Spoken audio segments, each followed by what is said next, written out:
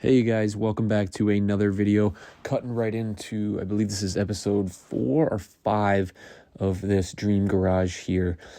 Right away we're getting into framing the lean-to. Now I didn't do a video putting these poles into the ground, leveling them and getting them into the correct shape, but I will do a video on that very soon. But as you can see, once the poles are all set to go, we just snap all those carriers on with long GRK screws, throw the knees on and then the cap, and then we are good to go and start running.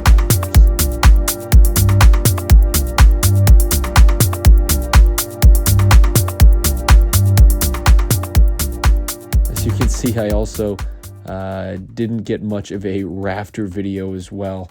A little bit cramped as far as a videography spot up in this corner of the property here. But once the rafters were all installed, it was a pretty, easy bird's mouth cut on the bottom, and then not much of a cut really at all on the top. In fact, I believe it sat right on top of the cap, and then we took 2 GRK screws, maybe even more, and screwed them into the truss.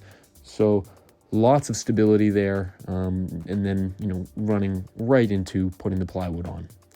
Now, plywood is something that's relatively easy once you get the first row done, and talk to any framer or anyone that's been on a roof before, and they will tell you the same thing. Once the first row is on, it is smooth sailing.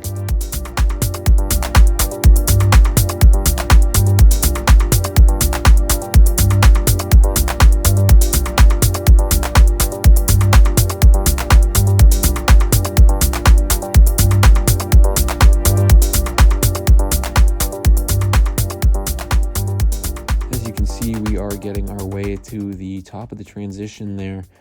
I believe it was about a 4 or 5 pitch into an 8.5 pitch on that roof. So definitely walkable. I like to draw the line at about a 10 pitch for having those cleats. And here you can see we finished the plywood, and what we're looking at now is just right underneath the rafter tails, looking right up underneath and then up the roof. As you can see, no soffit or anything is on underneath those rafters yet. The soffit will be done after. We like to do soffit up against the building and then underneath the rafters to kind of help with airflow. And there's just kind of a total look on what the, I guess you could say, northeast side of the building looks like. An underneath shot is always nice. A great look at the knees there.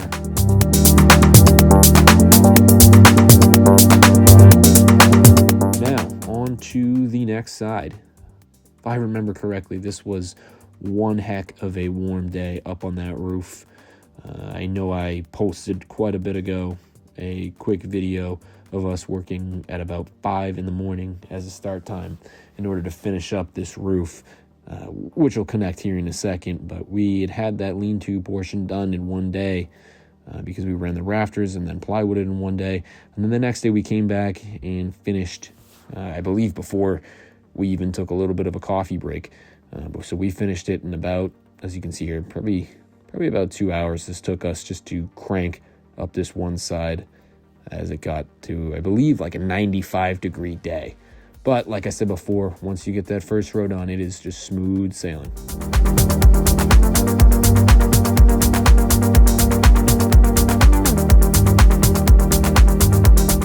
Here's a look at what the gable end would look like on the backside before we framed it in. We had one side cut, and then we were ready with the framing to finish and put in the soffit once the roofer finished his thing. The other side was not cut yet. But once we had that roof all straightened out and the soffit all taken care of, which you'll see right next after this, then it was go time on that framing of the gable end. Now, this is a cool thing to note. We love to use, and don't get me wrong, we are blessed to be able to have this massive Manitou lull at our disposal whenever we want it. But this thing is awesome. We put the basket right on the end, and as you can see, this is a time lapse, but it moves just as fast on the job site, or as it feels.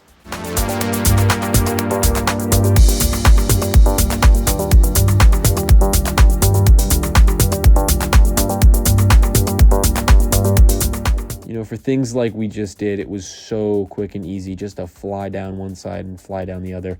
So much easier and so much safer than messing around with ladders. And, well, if you look at that, it's probably not really where the lull should have been, but it made it work. Huge tires on that thing. It gets over some terrain that it probably shouldn't. Here we are with probably the most exciting thing we do. And yes, I am including truss day. The crane will come in. We've got 2 bunks that we have at the office, always ready for cupola work like this. And we put it right up underneath the soffit. And I know you think it might hurt the soffit, but we put a piece of plywood or something to lift the bunks. So it actually goes right up underneath and touches the soffit, not the shadow going all the way around. So right now, what you're looking at, it looks like the bunks are just slamming that trim, but actually they're lifted just a little bit beneath that trim, so there's no serious force going up against that cupola like that. And now to get a cupola like this up there, obviously we need a crane. A lull is not going to do something that heavy, that high up, and that far away, especially with the size of the building that we're working with here. But when we get the crane going, it's pretty simple to just drop it into play. Granted, we have an awesome crane operator working. And then from here, it's just up to 2 guys on the roof and 1 guy up inside to line up opposite sides on the peak of the roof. And then a guy on the inside to level it, just to make sure everything is perfectly square and straight. And then usually ahead of time, if there is some sort of spire in a weather vane or one of those compasses on top, making sure it's pointed the correct direction is something that I recommend doing while the cupola is on the ground. Not super fun to have a ladder up on an 8.5 pitch, 30-something feet in the air.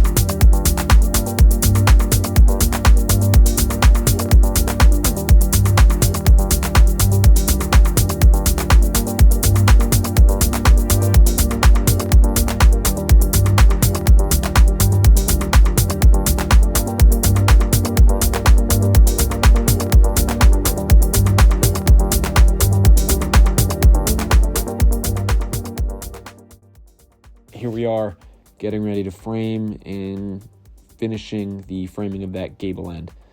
Now this was pretty standard. The stairway didn't affect us very bad at all. I know some attic trusses, the stairway comes up in a certain spot where the window has to be a little bit off-centered.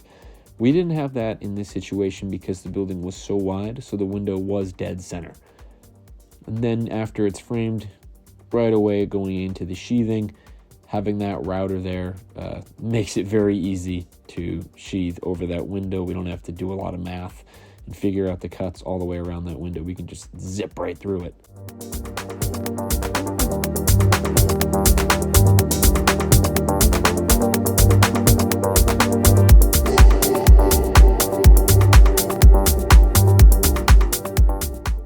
And here we are after the front gable and the front ginormous window was all framed and plywooded over. Now in the next video, I will be showing a little bit of the framing on the extensions on the lean-to, which is a super cool design that we do really a lot of the time. And I think it makes the barn really pop. And then after that, it's really just some siding and some trim work. I don't have a ton of video footage of that, so this is going to be the last large video. Thanks for watching. Hope you liked it. Follow and subscribe for more content. I am definitely getting the hang of this now, so the videos will get better. Thanks.